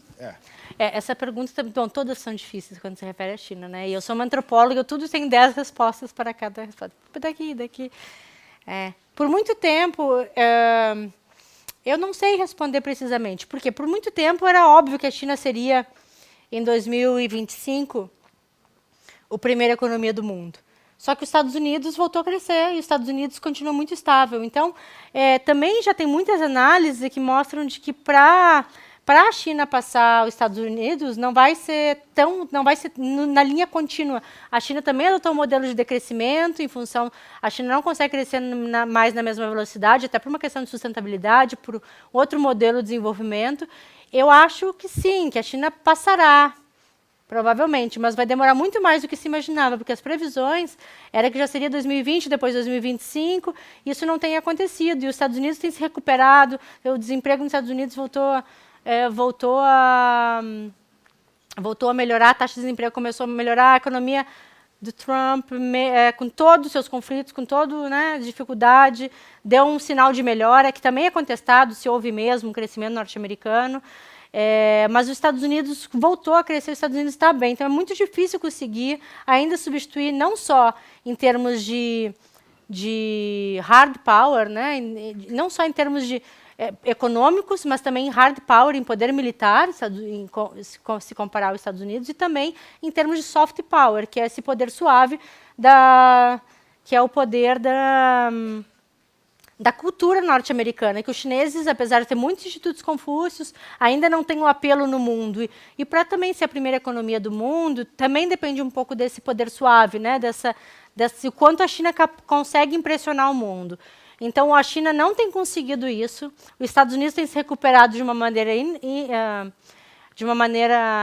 talvez não tão prevista. Aquele declínio dos Estados Unidos, a era da Ásia, tem sido muito mais ambíguo do que se imagina. Hoje a gente tem uma coexistência ainda de um poder, a Europa, a Inglaterra, a Alemanha ainda com um poder muito forte, os Estados Unidos ainda é a primeira economia no mundo, e a China e toda a Ásia, do modo geral, uma grande parte da Ásia, crescendo de uma maneira muito estável, mas decrescendo também. Então, para alcançar as previsões, agora já não existe mais uma previsão que eu confie e que diga uma data exata de quando a China vai passar os Estados Unidos. É provável que isso aconteça, mas não é para agora, como se imaginou.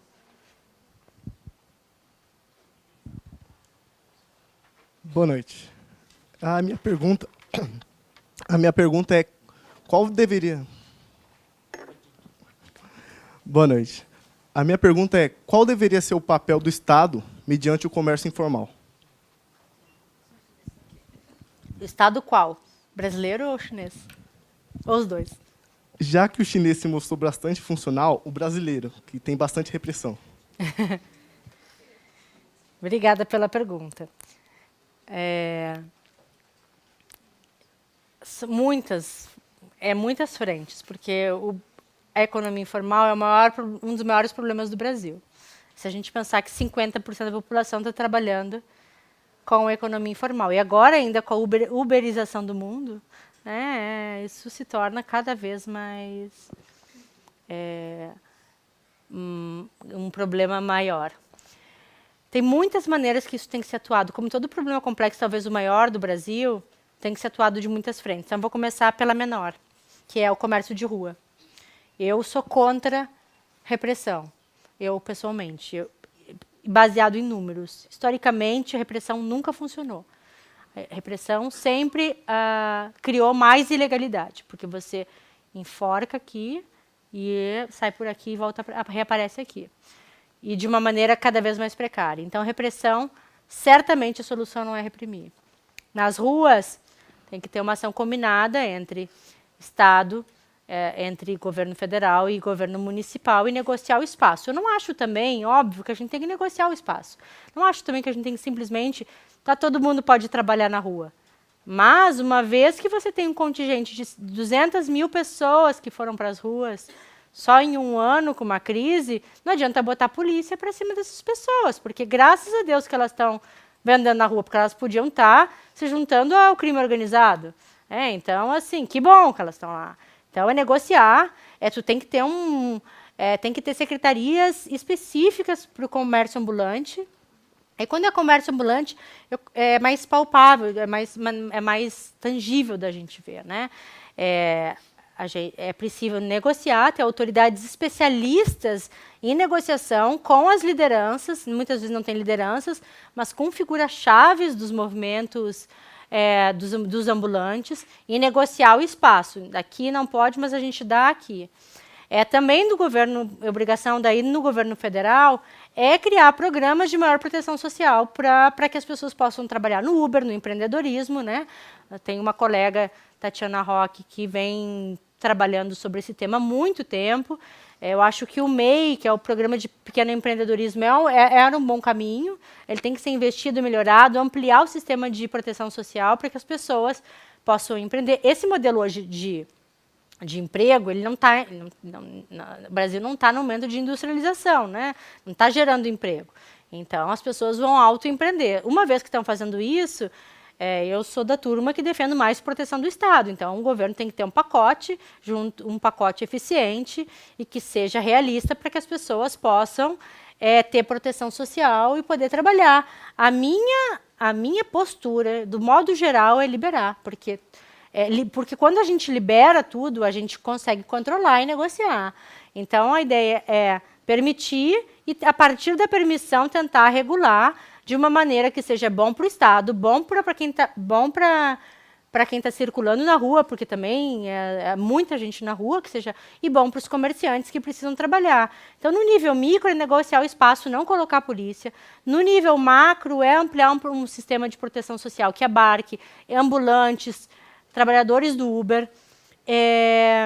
Mas tem algo que eu venho defendendo já há algum tempo, que essa é um pouco a minha bandeira nesse tema.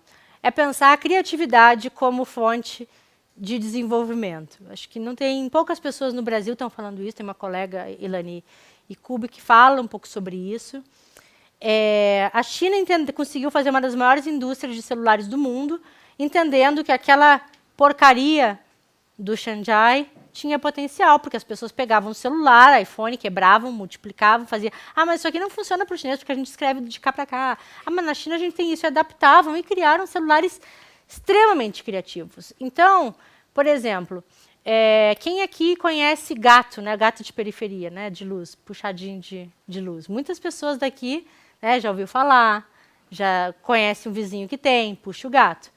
O gato é uma engenharia. Uma vez veio um engenheiro estava trabalhando numa missão acadêmica, e eu levei ele no camelódromo. E ele olhou aquele fio de puxar, e falou: isso é brilhante, isso é engenharia popular resolvendo o problema da comunidade, autogestão comunitária. Se a gente deixar o povo resolver seus problemas, o povo sabe resolver os seus problemas, né? Isso é uma questão clássica na antropologia. Todo mundo sabe a solução do seu próprio problema. O problema das políticas públicas que falham é porque a gente esquece de perguntar para as pessoas qual é a solução, né? A gente acha que lá do nosso laboratório ou da nossa secretaria, a gente tem a resposta porque a gente fez um mestrado nesse tema, né? Acontece que, trabalhando no camelódromo por muitos anos, o que as pessoas desenvolviam de produtos, de formas de venda, de moeda local, criaram uma moeda com vale transporte, as pessoas desenvolviam mecanismos incríveis de proteção contra a chuva, uma lona que era altamente qualificado. Então, essas pessoas, elas não têm que ser coibidas, não têm que ser repreendidas, elas têm que ser estimuladas a transformar essa criatividade popular em inovação e desenvolvimento.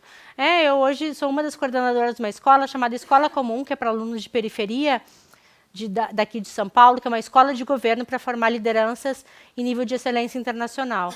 E um dos nossos focos da escola, a gente tem 3 pilares. Um deles é como transformar a cultura popular em algo de excelência internacional. Como ver que o gato, a engenharia do gato, de puxar o gato, aquilo é brilhante e a gente transforma aquilo num problema autogestado e em que as pessoas criam as próprias soluções para os seus trabalhos. Bom, isso prejudica uma empresa? Prejudica, então vamos negociar, mas não vamos chegar lá e meter porrada, né? Porque isso não soluciona, nunca solucionou e não vai solucionar.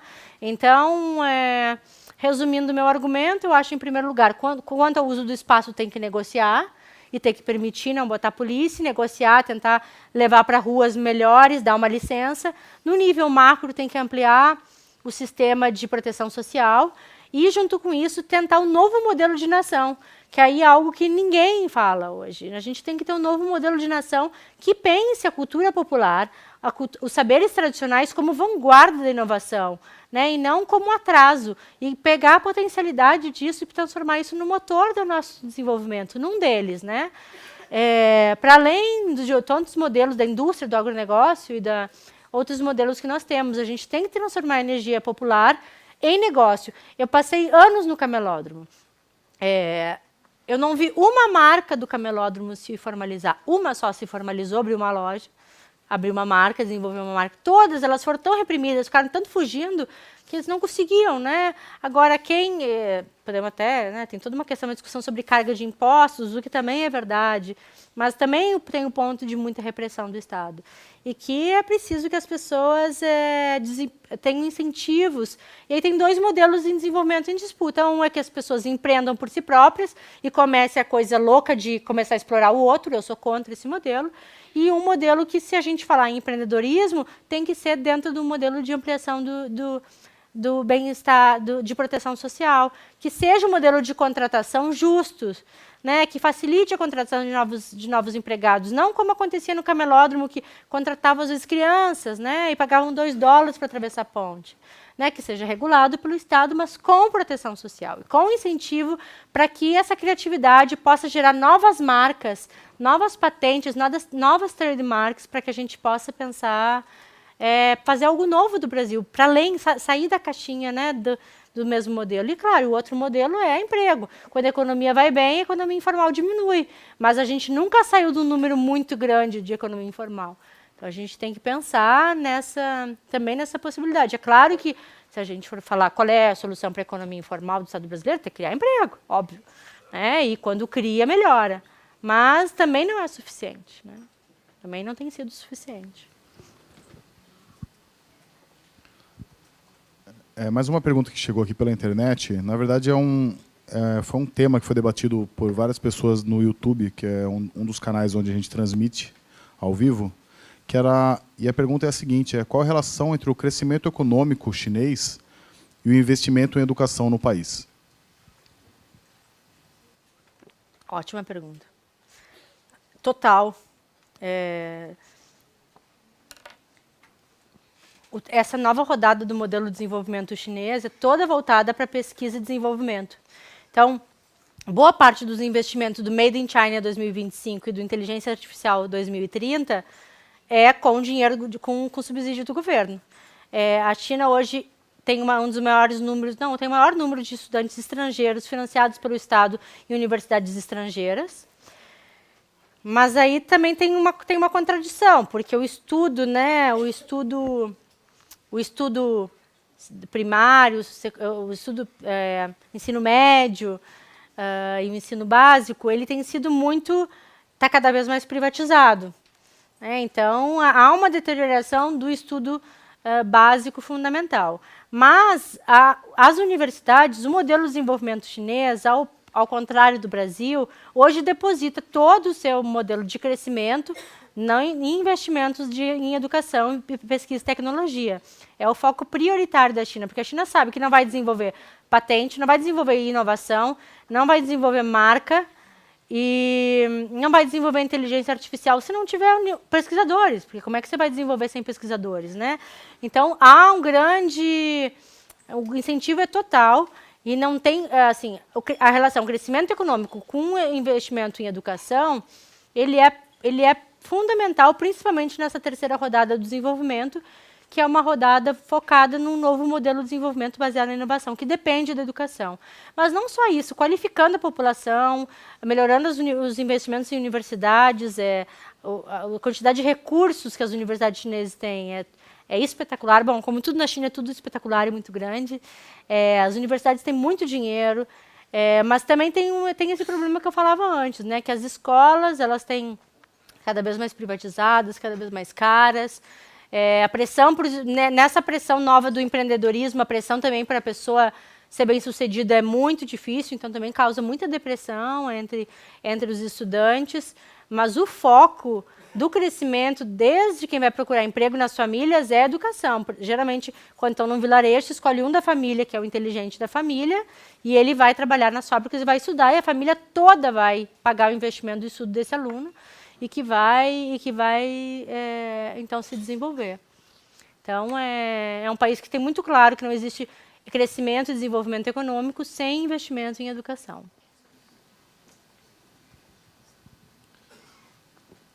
Pergunta que veio do Adalberto, ele diz assim, que a China, para crescer 7,9% ao ano, é igualmente uma das economias mais poluidoras do mundo.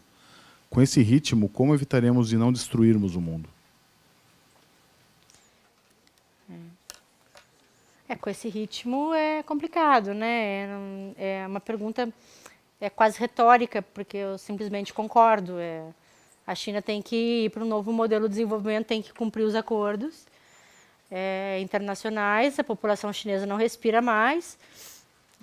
Tem um movimento social chinês, tem uma tese de doutorado da Mariana, uma aluna da Unicamp, que faz tese sobre meio ambiente na China hoje. É um dos maiores temas, aliás, no estudo da China, os movimentos sociais, né? Porque não são chamados de movimentos sociais, mas a ação civil, a ação coletiva para as questões de meio ambiente. É impossível hoje andar na China sem máscara, né? O ar todo dia cinza. São Paulo parece a cidade mais ensolarada do mundo, comparada a Pequim. E com essa taxa de crescimento não tem como, né? É insustentável. E aí a pressão para começar a decrescer e que mude o modelo de desenvolvimento. Mas a promessa é essa. A promessa é de que a China defendeu, inclusive, nos órgãos internacionais, que precisar. Ela até tinha aquela metáfora, não tem como fazer um omelete sem quebrar os ovos, né? Então, assim, é uma metáfora meio ingrata, mas é um pouco... A China defendeu esse modelo, né? Tem que explorar um pouco os trabalhadores para crescer e tem que poluir. Isso é bem contestado, né? Porque esse é um modelo, inclusive, bastante liberal, desde os anos 50, da teoria liberal, e que hoje, no século XXI, não dá mais. Isso pôde na década de 50, anos 60, mas hoje seguir um país de 1 bilhão e 300 milhões de pessoas seguindo nesse modelo é insustentável e vai levar todo mundo junto para a destruição do planeta, né? Então, agora é a pressão internacional e pressão própria da China. Eu confio muito na importância dos próprios movimentos sociais, porque agora as pessoas, quando chega na sua respiração, as pessoas se movimentam, né? Porque as pessoas não conseguem mais respirar.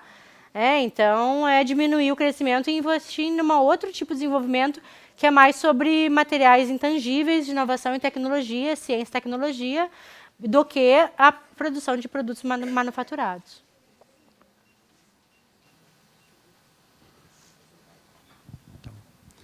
Boa noite. Eu queria saber assim, se há uma contradição entre os mercados, né? Porque foi falado muito assim dos produtos populares, mas se em qualquer produto, loja assim que a própria elite compra, você entra, tem muitas marcas com a marca Made in China, né?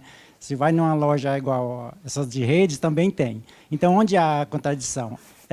Os dois lados estão querendo usufruir, a elite também usufrui dessa mão de obra barata chinesa, no caso? Obrigado. Excelente contradição, excelente comentário sobre a contradição. Exatamente isso.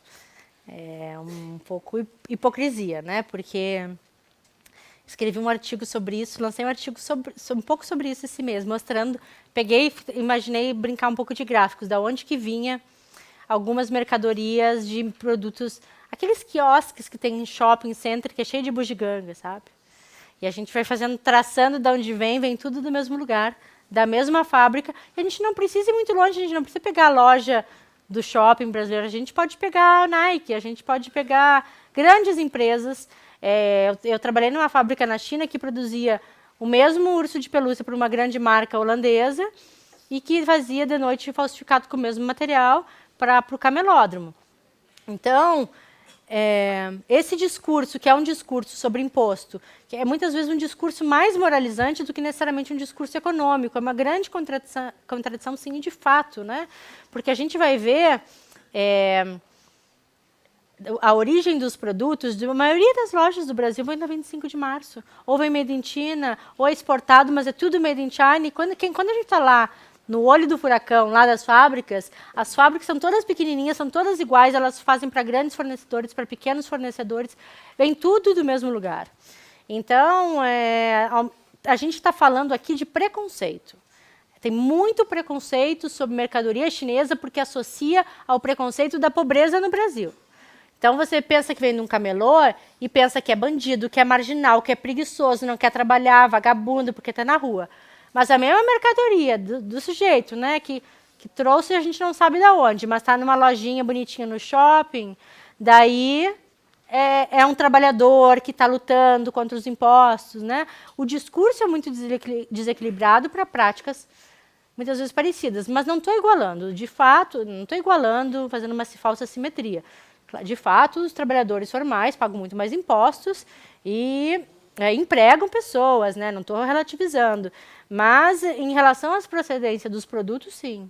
Há uma grande hipocrisia e há um grande preconceito e estigma social, que, no fundo, é o estigma da pobreza no Brasil, de associar esses produtos, né, por um lado, com a pobreza e, por outros, com a China. Né? E porque o status de comprar numa loja funciona muito bem.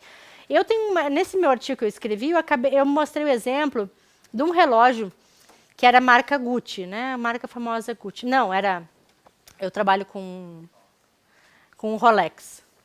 Né? E aí tinha o Dolex, que era o genérico do Rolex.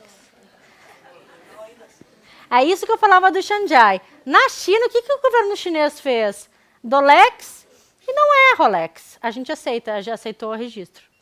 Então, na China, Dolex é uma marca original. Só que isso não é aceito no mundo todo, porque tem corte internacional, é um pouco mais complexo. Mas daí o que fez os chineses? Ok, faz, mas desenvolve aí, muda. E assim, hoje o Dolex é uma marca que não lembra muito, né? O Rolex. Mas se você vê um Dolex, como eu vi muitas vezes, no camelódromo, vem a polícia e prende o sujeito. Né? E pensa, ai que horror, mercadoria fora. Mas se você vai naquelas lojas bacaninhas, que tem no shopping de produtos que tipo eu vou citar um nome e ela não vende isso, mas tipo a Imaginarium, que é uma loja que vende um monte de coisa bacana. A Imaginarium não vende Dolex, gente. Mas, por exemplo, essas lojinhas bacaninhas. Uma vez eu vi um quiosque disso num shopping em Minas Gerais. E tinha o Dolex. Mas deram o Dolex numa loja toda desconstruída, toda meio hipster, né? E daí o Dolex não era o Dolex falsificado, né, da prisão. E aquilo passava os policiais, e aquilo era ok. Então, isso depende muito de onde está sendo, quem está usando e onde está sendo vendido, né? Tem todo um processo de ressignificação de onde vêm as mercadorias. A próxima pergunta, na verdade, é um apanhado de várias perguntas que vieram tanto do público quanto da internet. Na verdade, é uma grande dúvida aí que as pessoas têm, que é se é possível implementar de alguma forma um modelo chinês no Brasil. Em vários aspectos. Citaram aqui modelo de produção, combate à desigualdade social, econômico. E a pergunta seria mais ou menos essa, né? Se é possível realmente replicar algum aspecto ou total o modelo chinês no Brasil. Poxa, se eu responder essa pergunta, vocês me elegem presidente do Brasil.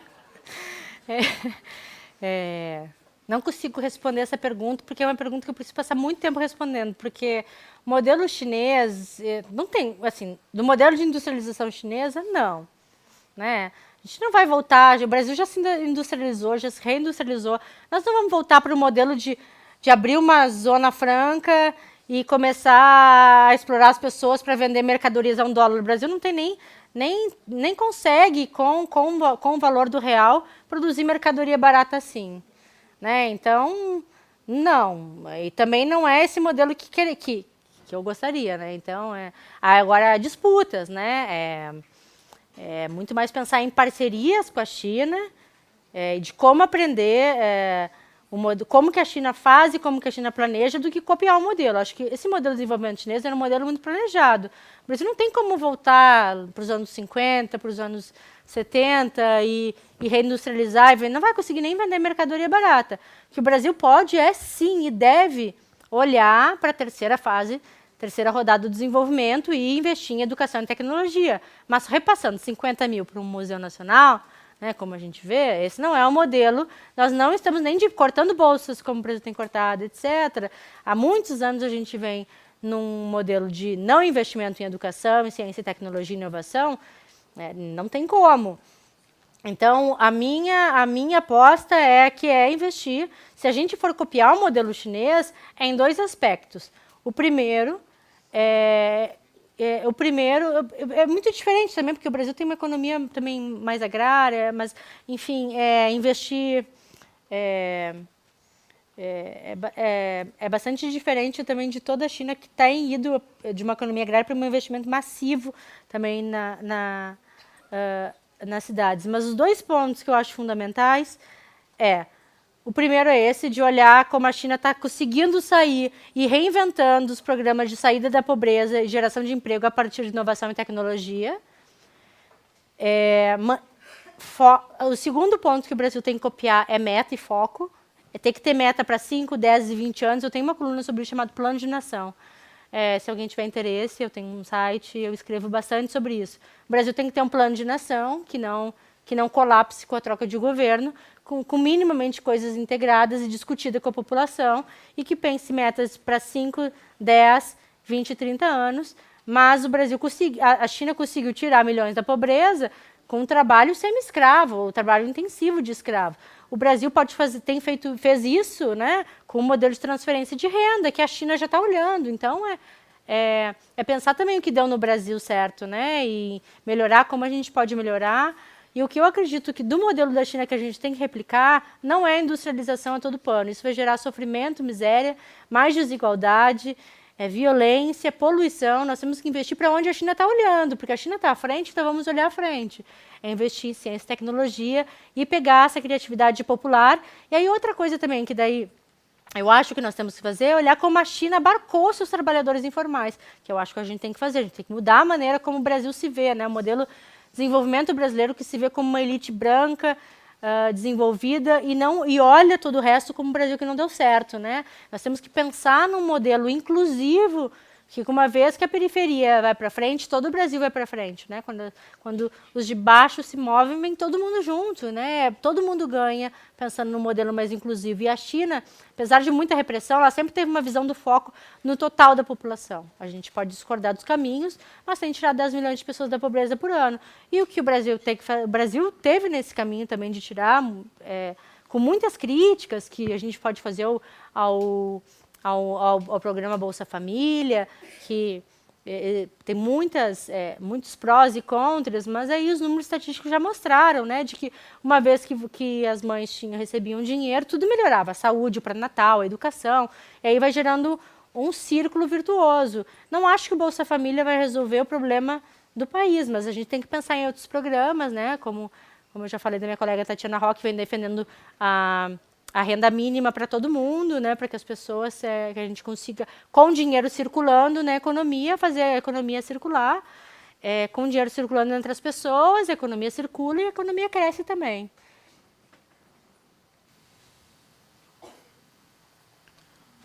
O Geraldo Magalhães, ele faz a seguinte pergunta: se no seu entender, esse modelo chinês de produção ajudou a fortalecer o conceito de obsolescência programada? Eu não sei o que é obsolescência. Quando você faz um produto para ele durar um certo período, depois você tem que trocar ele por um novo da mesma marca. Você ajudou a reforçar isso? Isso. Depende da área, porque depende da área de produção, porque na mercadoria, no forte da mercadoria chinesa, não, porque ela continua na mesma linha de produção, que é a linha de plásticos, e de flores, de plástico, de papéis, de plástico, de panelas. Essa não é uma linha necessariamente que investe no replacement, na substituição. Agora, em outros aspectos, sim, né, de que o acompanhamento da tecnologia e do avanço, mas daí é muito mais a China olhando para fora da inovação e copiando, e que sim, que vai exigir a substituição cada vez mais rápida dos produtos. Mas daí não sei se é mais a China, mas imagino mais como a China olhando para o que tem sido desenvolvido também na Europa e nos Estados Unidos e copiando e ajudando, claro, ajudando no ritmo de intensificação, mas eu acho que isso é mais quem está criando a tecnologia, o design, do que necessariamente quem está produzindo. Acho que não é necessariamente a China que é responsável pelo processo de substituição. A pergunta que veio do público, da Lu, ela diz o seguinte, que nas últimas 3 décadas, a China passou mudanças radicais, porém o guanxi permanece como um dos comportamentos essenciais na cultura chinesa. Além dele, tem outros aspectos culturais ou filosóficos chineses que não mudaram?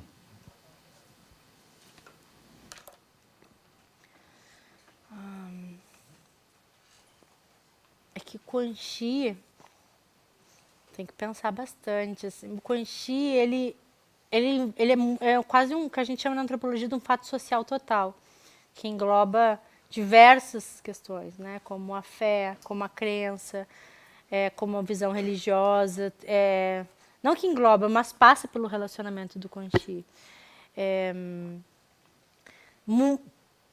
Os principais pilares filosóficos chineses e culturais se mantêm na China hoje, assim como o guanxi. Por isso que eu acho que o guanxi é um bom exemplo, porque na verdade guanxi é uma maneira de relacionamento, seria rede de relações. É como eu mantenho minhas relações com meus amigos, com o meu chefe, com as pessoas de raiz, e nós estamos conectados por toda a nossa vida, porque a gente estudou no mesmo colégio. E a gente deve favores uns aos outros. Mas por isso que eu chamo que é um fato social total, que muitas vezes vai envolver uma prestação de trocas, de presentes, de etiqueta muito forte, e que permanece. Então, a China mantém um legado musical muito vivo, tradicional, desde as óperas. A China mantém a sua concepção filosófica, como o próprio Antônio falou, maoísta, taoísta e legalista, que é um conceito que a gente fala menos, né, que é a teoria da repressão, que também é muito forte, apesar de que o governo não admite isso, mas também se mantém muito forte esse padrão de punição severa a qualquer preço, né? Em 89, o massacre da Praça Celestial está aí para relembrar-nos. A forte vinculação com o budismo, inclusive a longa tradição com o cristianismo, o Ano Novo Chinês, as comidas.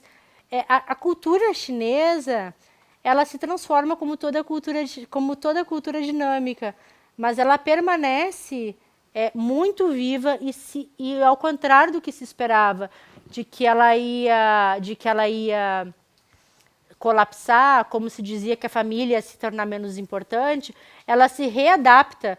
Inclusive, teve uma história que ela é bem exemplar disso, de a importância da família, que é um dos centros, né, da cultura chinesa, que quando um casal de gays assumiu que era gays, numa família, né, que muito importante ter o filho homem e filho único, e que daí ficaram, assim, a família ficou muito tensa, e aí depois o pai perguntou, mas vocês podem ter filhos? Assim, sim, hoje tem tecnologia, a gente pode adotar um filho homem. Então tá bom, porque assim, o princípio da família que teria um neto homem ia continuar o padrão. Então, assim, eu acho que essas inovações vão se readaptando.